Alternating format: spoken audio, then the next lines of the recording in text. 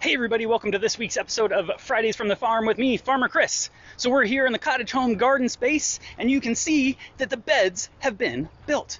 So this was the next step in developing the garden space. Now we're going to really focus on soil remediation. We're going to take a closer look at these beds to talk about why we build wood beds rather than just leave it open format. We'll also take a look at the different status of each of the bed areas, each of the planting areas, and then we'll take a look around at something curious that's in them, and then, of course, we'll find some jokes with Robin. But it's been another great week here on the farm, and we hope that you all have had a great one too, and that it's a good one to come. Let's take a look around, and we'll see you next week. Enjoy. So here's where we started. Remember that we laid a weed barrier out through the entire space, just so that we could start with a clear format. Then we build these beds to really articulate the boundaries. That way our students and visitors have a really clear understanding of the different boundaries of those planting spaces. Feet in the paths, plants in the beds. You can see that that weed barrier is still here covered in the mulch layer. And so what'll happen is that weed barrier gets cut out, some of the mulch gets shifted around, and then we take our next step. Let's go look at another one.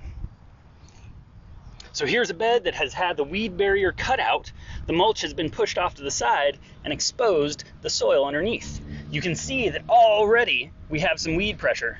These are just some volunteer seeds that are coming up from who knows where. But you can see that the soil here is very hard. It's still that same composure of just kind of silty and smudgy, and then we've got plenty of rocks. That's not necessarily a great foundation for growing anything of productivity. And so again, we're going to tune things in. Let's go see what we've done so far.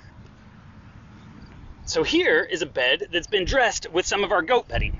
We don't have any immediate plans to plant any food production plants in these spaces, which is why we're using raw animal manure at this time. So it needs to be understood that safety is our main priority, especially for our customers, our students, and our community. So we're not going to do anything that's going to put anybody in harm's way. The nice thing about this is that it's a readily available source of nitrogen and then organic matter. The straw, along with the goat manure, just goes down and creates a really nice fertile bed. It allows for worms and other organisms to exist in a nice healthy habitat. And so this, in conjunction with some of our amendments that you see piled up back there, soil and compost, it is going to create a really wonderful growing space that we'll monitor and see how it goes from there. In addition to cover crop, these beds are going to end up being very nice, very fertile, and a really healthy amount of soil. I'm looking forward to seeing what comes out of them. So like I said, the last step will be to add these various amendments.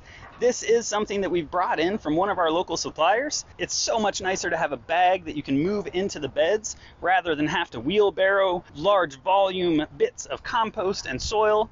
We'll be able to amend each one of these beds mathematically. Each bed will receive an equal amount of soil and bags of compost. Just adding to that layer, getting us to the point where next time we have a growing season in front of us, we're ready to go.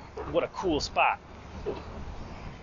As you can see, the rain garden is doing very well, with a lot of attention to weed suppression and making sure that everything got well established and watered through those hot months. We've come into a beautiful fall where we've got things flowering and providing pollinators to things this time of year, not something that's found. But again, what a cool natural space that has a little job in effect. Very, very neat.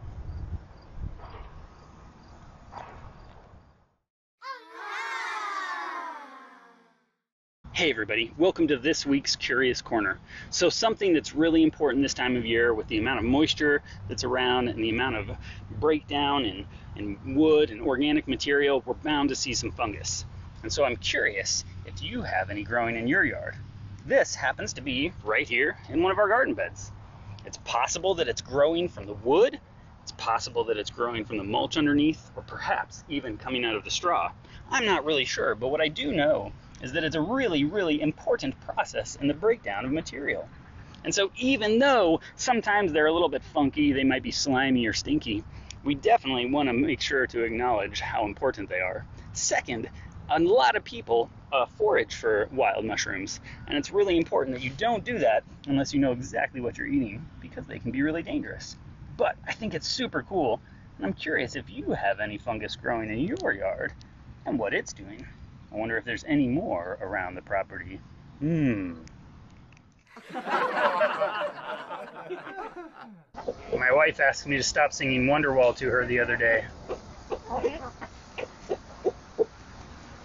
I said, maybe